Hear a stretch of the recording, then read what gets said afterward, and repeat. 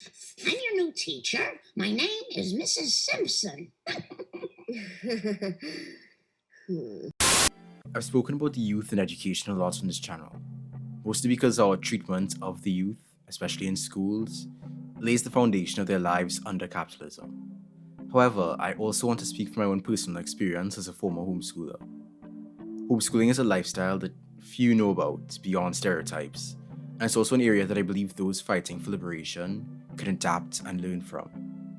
I've decided to use my platform to discuss what homeschooling is, my experience with it, its strengths and weaknesses, and its liberatory potential. Throughout this video, I also hope to answer the questions that you all commented on my YouTube community post. Feel free to ask any more questions in the comments though. Let's begin. Homeschooling, or home education, is the education of school-aged children at home or at a variety of places other than school. It's usually conducted by a parent or parents, but sometimes tutors or online teachers get involved. Historically speaking, it was actually pretty common. I mean, you'd be taught by parents, peers, family, and community, sometimes through apprenticeships. Being taught at home by a family and clan was the style of learning for most of human history. Everything changed with the rise in compulsory attendance laws, of course. Homeschooling declined and classrooms were filled. And it should be noted, by the way, that compulsory schooling was often used by colonizers to enact cultural genocide in the indigenous peoples they were colonizing, to erase their histories, knowledges, and practices. As Richard Henry Pratt said of his assimilationist boarding schools for Native Americans, kill the Indian, save the man. For almost as long as public schooling has existed, people have been calling it out. Bakunin called out the inequalities of schooling, while Stirner criticized the utilitarian approach to education, calling instead for a pedagogy toward the development of free people as sovereign characters. Francisco Ferrer actually organized independent libertarian schooling in Spain, free from the oversight of the Catholic Church, and his movement did inspire others to do the same. But he was executed for his involvement in anti-war protests and insurrection in Madrid. Naturally. Around the mid-20th century, homeschooling began to be called homeschooling. Education professionals Raymond and Dorothy Moore started calling out the serious flaws in the early childhood education movement and became homeschooling advocates after publishing their first work, Better Late Than Early, in 1975. Ivan Illich was also critical of the whole compulsory state schooling thing at the time, advocating for deschooling. Paul Goodman called the whole system compulsory miseducation. John Holt, the so-called father of homeschooling, and a friend of the Moores, published a sort of guide for developing a children's underground railroad to help kids escape compulsory schooling. He also began publishing a magazine called Growing Without School, which went on from 1977 to 2001. In those early days, homeschoolers often had to work with local school boards and occasionally had trouble navigating legal procedure. Soon there would be a wave of religious homeschoolers, anxious about the devil in the school system, around the mid-80s. Some right-wing Calvinist guy named Rusas John Rushdoni attacked the evils of secular schooling and called for homeschooling for the religious right instead. His efforts were bolstered by the work of conservative Christian organizations like Focus on the Family. Their refusal to cooperate with local school boards led to intense legal battles, and they began petitioning on the state level. Oversight of homeschooling today differs widely from state to state. Scholars tend to divide homeschooled students into three main categories, with some outliers and overlap. First are the progressives, who homeschool to free their children from the constraints of traditional school, unschooling and letting their children follow their interests. Second are the fundamentalist Christians, who homeschool for religious reasons and tend to exclude others from their groups or communities.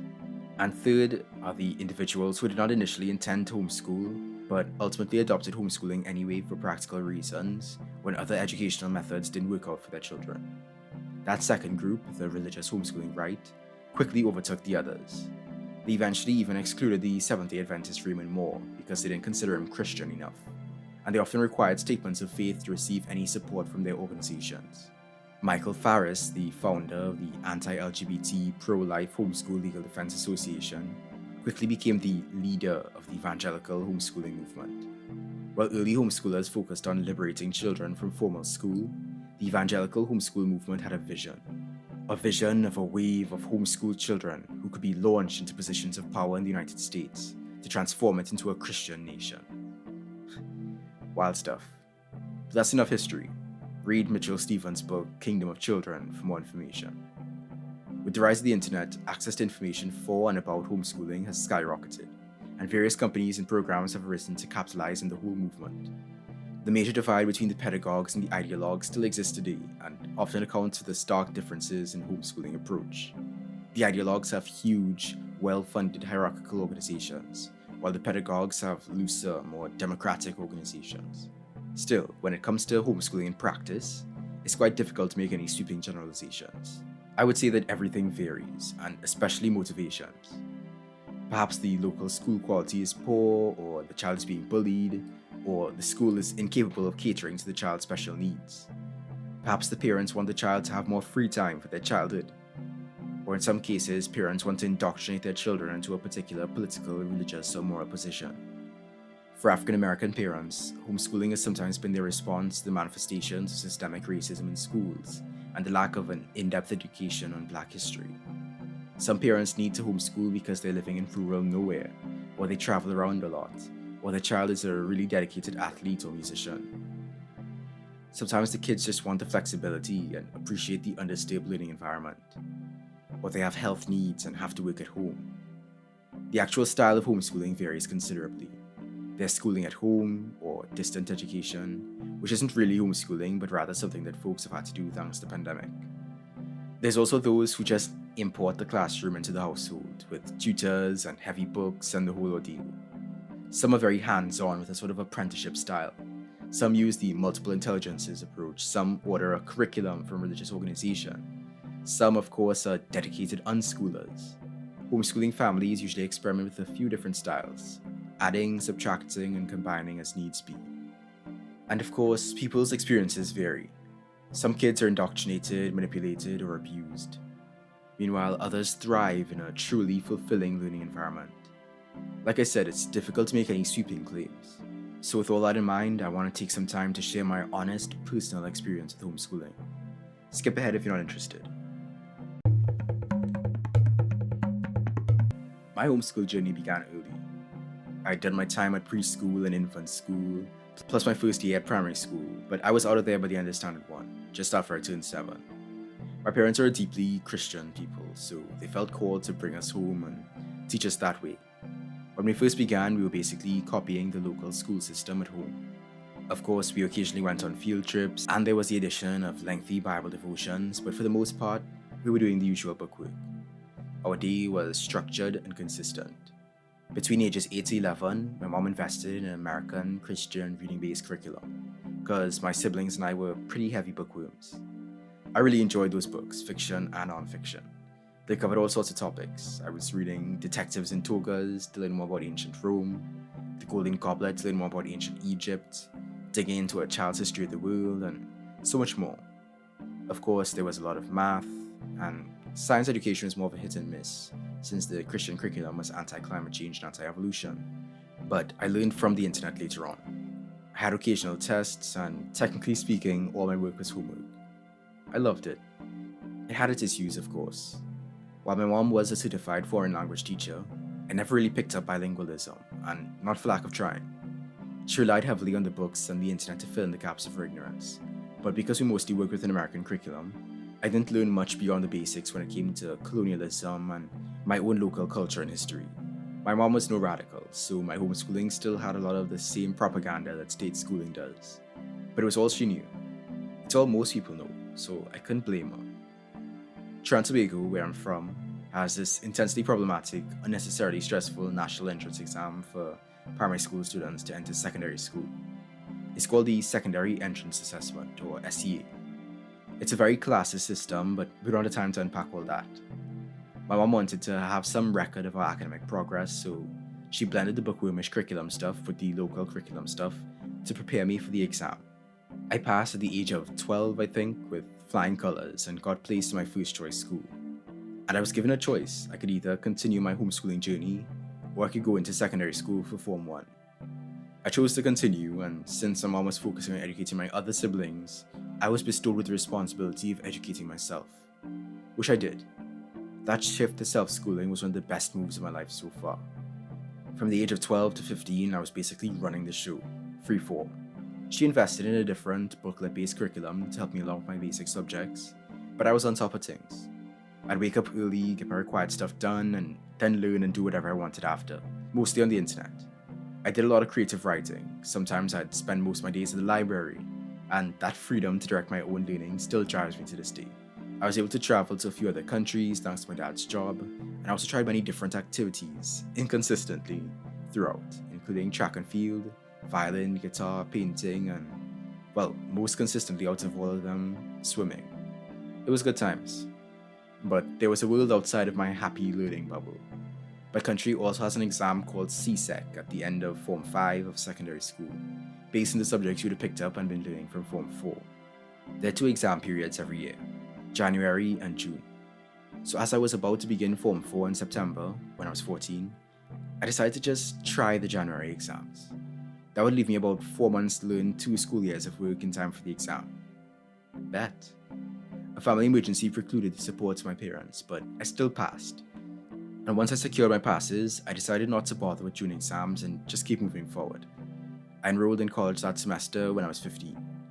And that was the end of my homeschooling journey, pretty much. I haven't really touched on socializing yet, have I? I didn't really make lasting friends at any of my extracurricular activities, nor did I stay connected with my primary school buddies. But I had my social circle at church, who I basically grew up with. Through them and social media, which I got without my parents' knowledge, I expanded my social reach. I also dated around a bit, also without my parents' knowledge, in my early and mid-teens, and spent some time in several different friend groups. It sounds weird, but some of my peak social years were between my last 2 years of homeschooling and my first 2 years of college. I was extremely outgoing, almost to a fault. And how could I forget one of the highlights of my life? The closest I've ever come to living in a communal society. My family was part of a homeschool group, which is apparently also called a homeschool cooperative.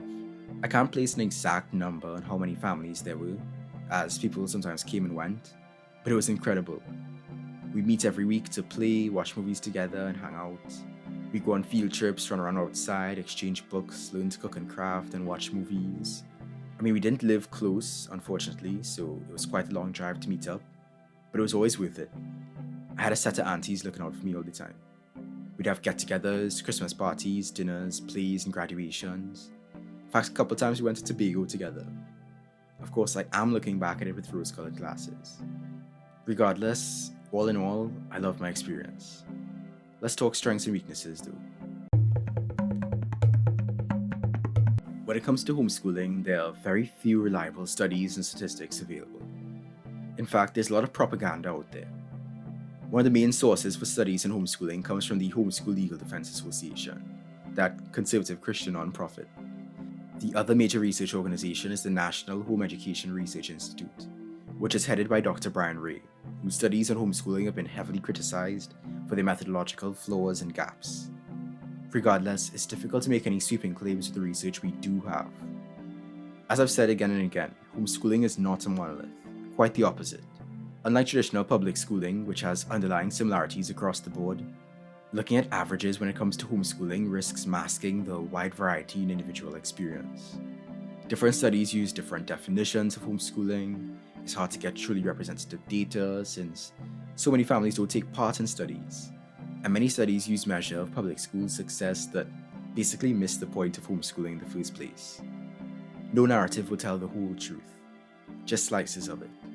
One child may be offered limitless possibilities and given the resources she needs to propel herself into a PhD at an Ivy League, while another child may be told she just needs to learn algebra because she's a girl. One family may be brought closer together by homeschooling, while another family may be torn apart due to dysfunction. Some children are empowered to make their own education decisions, like I was. Others are given no choice whatsoever. Some children are in constant contact with various social groups and thrive socially, while others are utterly isolated and miserable. Some live mundane adult lives, some are super successful, and some struggle to adult at all. If you are curious about examining homeschooling with a more critical eye, the Coalition for Responsible Home Education, or CRHE, has demographic information, studies, testimonies, recommendations, and other information that can help you out. They conduct research, develop resources for homeschooling families, and advocate for evidence-based homeschooling policy in an effort to ensure the safety and success of homeschooled children. I've collected a few of their noteworthy articles, which I'll link below if you're interested. So, with all that in mind, what potential do I see in homeschooling? As we've established, the conversation around homeschooling is often dominated by propaganda and reactionary elements of the religious right, who seek to exert their power and ownership over children. Still, there are people outside of that milieu who genuinely want better for their children and for their communities. I mean, if you're watching this, you probably already know that schools operate antithetically to true knowledge and education. Worse yet, many communities suffer severely from the lack of funding and resources afforded to them by the state.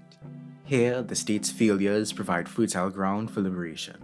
The original intent of homeschooling, to liberate children from the oppressive bounds of state schooling, remains noble and worthwhile. I believe communities can and should take on the responsibility of this project, not just in the future, but also in the here and now. I believe the benefits of homeschooling can be adapted and expanded once we recognize and respond to the flaws associated with it. Let me paint a picture for you. Robust community councils and organizations can come together to determine what spaces and resources, including human, are available to them to take on the task of the free school. In many places, families already have some amount of leeway when it comes to home education. Study the models of free education, whether unschooling or otherwise, that past and current projects have already implemented. There's a legacy of anarchists, unschoolers, and indigenous peoples that you can learn from. See how you can wield modern technology to tailor the experience too. Learn from the folks at Brooklyn Free School, Albany Free School, Manhattan Free School, and Philly Free School. Your community's free school project can start small and build over time, but it should involve the efforts of as much of the community as possible to lessen the strain on individual parents and redevelop communal modes of child rearing. Younger children should be free to play and learn through play, without harsh, rigid schedules. And as they age, we should trust kids to continue to direct their own journey. After all, with a foundation rooted in a love for learning and the guidance of a range of facilitators, young people are more than capable of managing their own education. Reject rote learning and standardized testing. Let them craft, cook, clean, grow, code, and contemplate. Let them explore skills and trades, literature and the arts, sciences and histories, philosophies and languages, and whatever else excites them. Embed their learning in anti-colonialism, anti-racism, anti-sexism, and all other forms of anti-oppression. Expose them to a range of information, social connection, and experience. Expose them to the hidden realities and histories from people of all walks of life. Show them how to examine information with a critical eye and dismantle the harms caused by the systems around us. Show them how to care for the earth and for others. Help them develop their empathy and conflict resolution. Create and share resources to facilitate this journey. And throughout this revolutionary transition, continue to build and learn and share with others doing this work. Show them that learning is a lifelong process. We can create a society where everyone is free to learn and choose how they learn. Peace. Thank you for watching. Thanks once again to the family, Ongrad, Kobe Tamayo, John Vechi, Orishimoni, Len P, Some Guy, Seth, J. Dorrance, Ipa, Wyatt, Beyond the Binary Podcast, Mamish Disgustin, Eshi the Mad, Hoy, and Swavocado Jones. You can join these beautiful humans and support me too on patreon.com/sayingtrue. Please like, comment, subscribe, and share with your fellow peoples. Feed the algorithm. Check out my previous videos for the fascinating topics. You can follow me on Twitter @_sayingtrue. Thanks again. Peace.